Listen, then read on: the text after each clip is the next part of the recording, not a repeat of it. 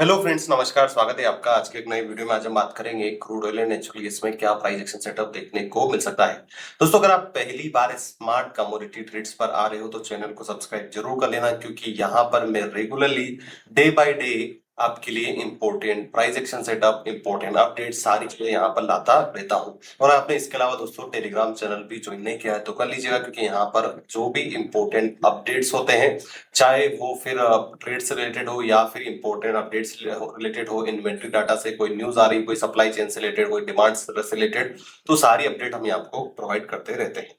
बात करते हैं दोस्तों यहाँ पर नेचुरल गैस के डे क्लोजिंग की। डे क्लोजिंग अगर आप देखोगे दोस्तों तो कुछ इस प्रकार से यहाँ पर डे क्लोजिंग हुई है। अब दोस्तों एक चीज नोटिस करने वाली चीज है कि जो प्राइस है ना नेचुरल गैस का, नो डाउट जाता तो है अपसाइड में, अपसाइड में जाता तो है दोस्तों, बट ये जो प्राइस है अपसाइड में सस्टेन नहीं करता है। इसका एग्जांपल आप देखिए कि प्राइस पहले एक बार 323 का इसने हाई लगाया, फिर यहाँ पर 323 के बाद में आप देखोगे तो 323 के बाद में लगभग लगभग 322 का हाई लगाया, फिर 318 के आसपास हाई लगाया, और कल दोस्तों यहाँ पर 315 का हाई लगाया। बट यहाँ पर दोस्तों क्या हुआ कि इस प्रीवियस वाला जो हाई था, प्रीवियस कैंडल का जो हाई था, उसके नीचे इसकी क्लोजिंग आई। और आज की बात अगर हम बात करें दोस्तों तो जो प्रीवियस हाई है उसके नीचे ओपन होता है, उसी के नीचे से ओपन और हाई इक्वल है ऑलमोस्ट, और यहाँ से गिरावट हमें कंटिन्यूसली देखने को मिल रही है। मतलब दोस्तों यहाँ पर अपसाइड में जब भी प्राइस आता है, सेलर्स एक्टिव होते हैं, प्राइस को सेल करके जाते हैं, नेचुरल गैस को सेल करके जाते हैं। डाउन साइड में भी ऐसी समस्या है दोस्तों। आप यहाँ पर देखिएगा, प्रीवियसली अगर आप देखोगे तो ये वाला पहले लो था 286 का, 286 का, फिर 295 का, फिर 298 का, फिर कल 306 का। मतलब दोस्तों यहाँ पर एक ट्राइंगल पैटर्न बन चुका है प्राइस एक्शन में इस प्रकार से। इस ट्राइंगल पैटर्न में जब भी एक ब्रेकआउट आएगा दोस्तों, बड़ा मोमेंटम चाहे अपसाइड में या फिर डाउन साइड में हमें देखने को मिलेगा। पॉसिबिलिटी दोस्तों डाउन साइड की ज्यादा है, और अपसाइड क्यों जा रहा है इसके बारे में भी बात कर लेते हैं।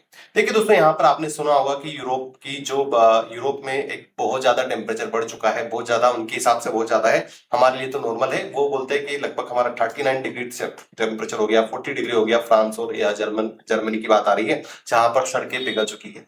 अब दोस्तों यहाँ पर अगर इतने से टेम्परेचर में इनकी जो एयर कंडीशनिंग डिमांड है बहुत ज्यादा बढ़ चुकी है, जो एसी बहुत ज्यादा बिक रहे हैं, तो अल्टीमेटली दोस्तों इनको कहीं ना कहीं इलेक्ट्रिसिटी कंजप्शन इनका बढ़ रहा है।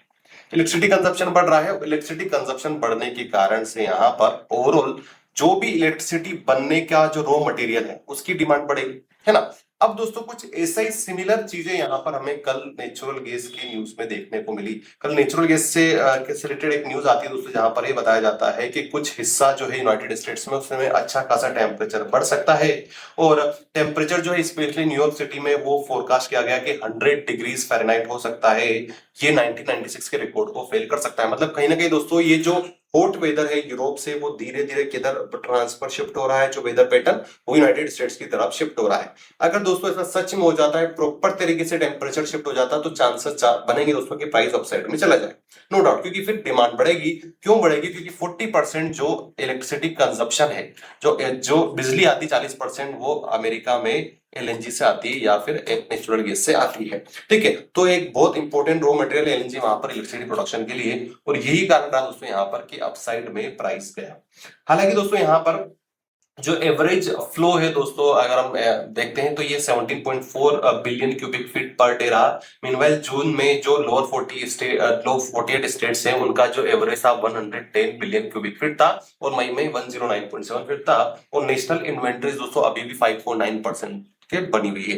मतलब दोस्तों यहाँ पर जो न्यूज आ रही है ना, आप समझ रहे, जो न्यूज आ रही है वो पॉजिटिव आती है, बट कोई भी कंक्रीट चीजें नहीं होती कि बहुत ज्यादा डिमांड बढ़ जाए या बहुत ज्यादा कंजप्शन बढ़ जाए। बट हाँ, न्यूज आती है, उसका रिएक्ट प्राइस करता है ना। जैसे वो न्यूज शांत होती है, नॉर्मलाइज होती है, वापस प्राइस कूल डाउन हो जाता है। ये चीज हमें यहाँ पर देखने को मिल रही है, और ये चीजें आप यहाँ पर भी देख सकते हो। ये न्यूज आई, इसको मैंने चीजें बता दी है आपके लिए, है ना। हालांकि दोस्तों यहाँ पर ये जो न्यूज आई उसके बाद में अगर हम एक्चुअल डाटा देखते हैं ना, तो एक्चुअल डाटा में डिफरेंस देखने को मिला। अगर आप यहाँ पर देखोगे तो जो वीक एंड 20 जून में जो इलेक्ट्रिसिटी प्रोडक्शन है वो 2.7% डिक्रीज हुआ है ना। ये अपने को मतलब नहीं गीगावाट कितना हुआ है, 2.17% डिक्रीज हुआ है।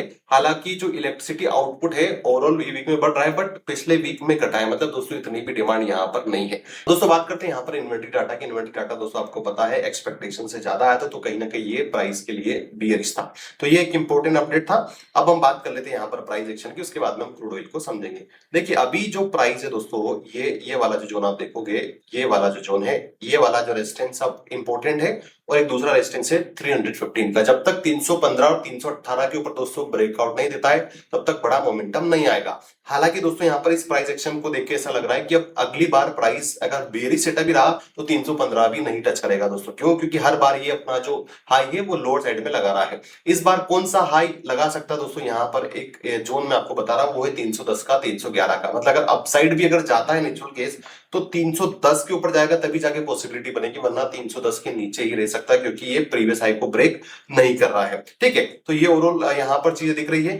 दूसरा अब हम बात करते हैं डाउन साइड में भी ये 306 के आसपास ट्रेड कर रहा है, कहां तक जा सकता है। देखिए दोस्तों यहाँ पर ये जो सपोर्ट बन चुका है ना इसका, ये वाला सपोर्ट एरिया आप देख रहे हो जो निकल के आ रहा है ऑलमोस्ट 304 का, 304 का, 305 का एक इंपॉर्टेंट सपोर्ट है। अगर इस सपोर्ट को आज ब्रेक कर देता है तो वापस नीचे 300 रुपए का सपोर्ट देखेगा, 304, 304 और 300 का।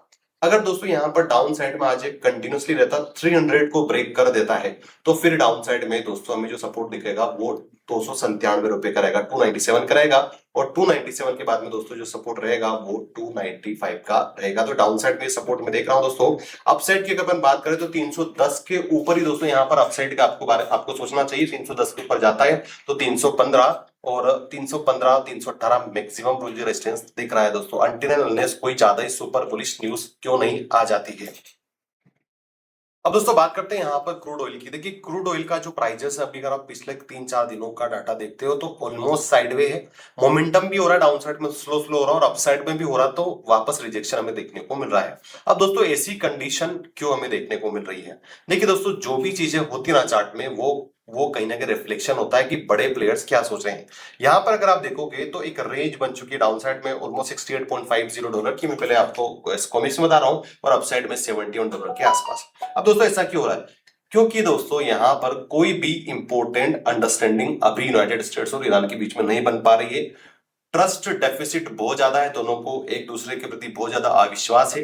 कल भी यहां पर बोला जा रहा था कि कतर में, जिसको डोनाल्ड ट्रम्प ने बोला था कि कतर में दोनों जो इनके जो रिप्रेजेंटेटिव वो मिलेंगे, अल्टीमेटली दोस्तों ये फेल हो चुका है। ईरान ने कोई अपने रिप्रेजेंटेटिव को नहीं भेजा है। क्यों? क्योंकि इसके 2 दिन पहले दोनों एक दूसरे के ऊपर हमला कर रहे थे, मिसाइल से ड्रोन अटैक कर रहे थे। इतना बड़ा पीस डील एग्रीमेंट हुआ दोस्तों, आपको पता है फ्रांस में सारी चीजें हुई, उसके बाद में स्विट्जरलैंड गए, बट अल्टीमेटली वापस 15 दिन भी नहीं टिक पाया, वापस एक दूसरे पर हमला कर दिया। अब दोस्तों यहाँ पर ये जो चीजें ना कहीं क्रूड ऑयल के प्राइसेस को मोमेंटम करने नहीं दे रही है।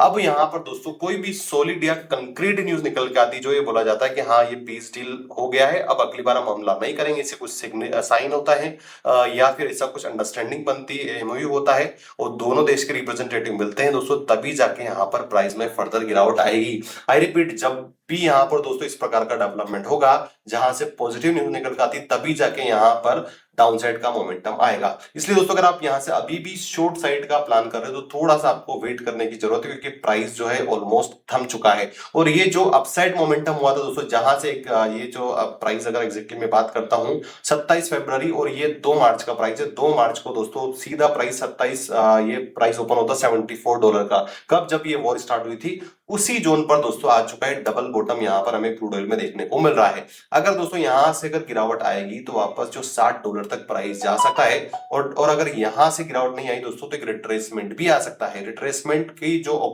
चांस दोस्तों वो भी अभी भी बने हुए हैं, है ना, क्योंकि नो डाउट यहाँ पर पीस डील के बारे में बातचीत चल रही है, बट प्राइस दोस्तों हमेशा वन साइडेड मोमेंटम नहीं लेता है, उसको रिट्रेसमेंट चाहिए होता है, लिक्विडिटी चाहिए होती है। इसलिए अगर आप देखोगे तो प्रीवियसली इस प्रकार से गिरावट आ रही थी ना, एक रिट्रेसमेंट ले रहा था, अभी इसने रिट्रेसमेंट नहीं लिया है तो एक रिट्रेसमेंट आ सकता है दोस्तों। पर रिट्रेसमेंट का ट्रिगर पॉइंट ये रहेगा कि कोई न्यूज आए जो ये बताए कि वापस वॉर स्टार्ट हो चुकी है। हालांकि कोई भी नहीं चाहेगा दोस्तों यहाँ पर कि वॉर स्टार्ट हो।